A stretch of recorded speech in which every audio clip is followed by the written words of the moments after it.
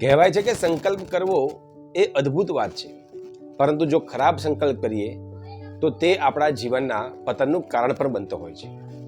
નમસ્કાર મિત્રો, હું છું જયમીન જોશી. સ્વાગત છે આપનું જયવાદમાં. આજની વાર્તા બે વિદ્યાર્થી મિત્રોની છે. બે વિદ્યાર્થીઓ, બંને ખૂબ હોશિયાર.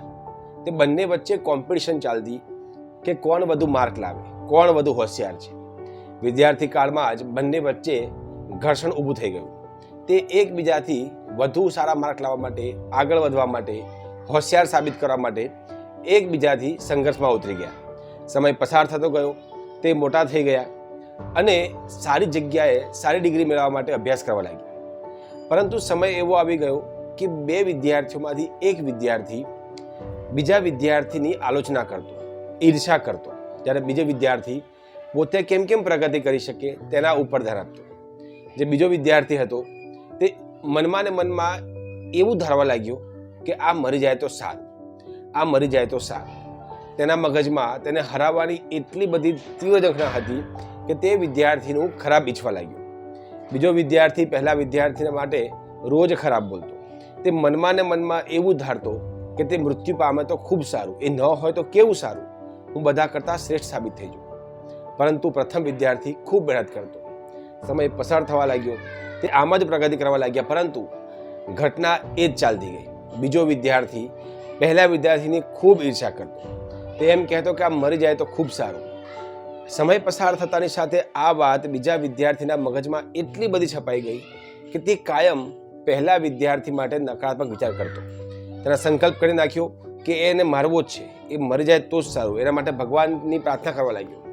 એ સંકલ્પ એટલો ગહેરો બની ગયો કે તે વિદ્યાર્થીના અંદર એ ઊંડો ઉતરી ગયો અને તે 24 કલાક બીજા વિદ્યાર્થીને મારવા માટે વિચારવા લાગ્યો. મારવાનો અર્થ એવું કે તે મરી જાય એને દુઆ કરવા લાગ્યો. પોતે મારી નાખે એવું નહીં, પરંતુ તેના મનમાં બીજા વિદ્યાર્થીના મૃત્યુની ઘટનાઓ ચાલતી.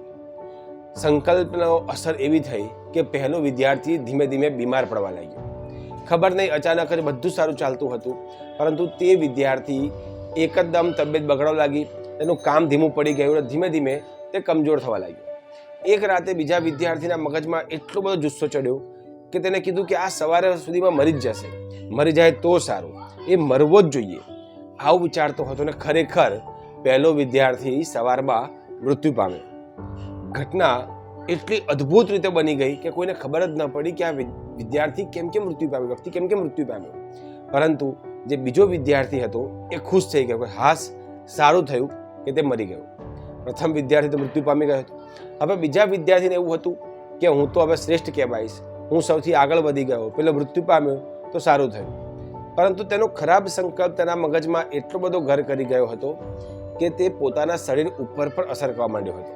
અને ધીમે ધીમે ટૂંક જ સમયમાં જે બીજો વિદ્યાર્થી જેને ખરાબ સંકલ્પ કર્યો હતો તે પણ અનાયાસ જ મૃત્યુ પામ્યો. આમ તે વિદ્યાર્થી પોતે પણ પોતાની જિંદગી બરબાદ કરી બેઠો. વાર્તા ખૂબ નાની છે મિત્રો, પરંતુ કહેવા તાત્પર્ય છે કે જીવનની અંદર જો આપણે કોઈ માટે સારી બાબત ના વિચારી શકીએ તો કંઈ નહીં, પરંતુ ખરાબ પણ ન વિચારવું જોઈએ. કેમ કે આપણા નકારાત્મક વિચારો આપણા જીવનનો પણ અંત લાવી શકતા હોય છે.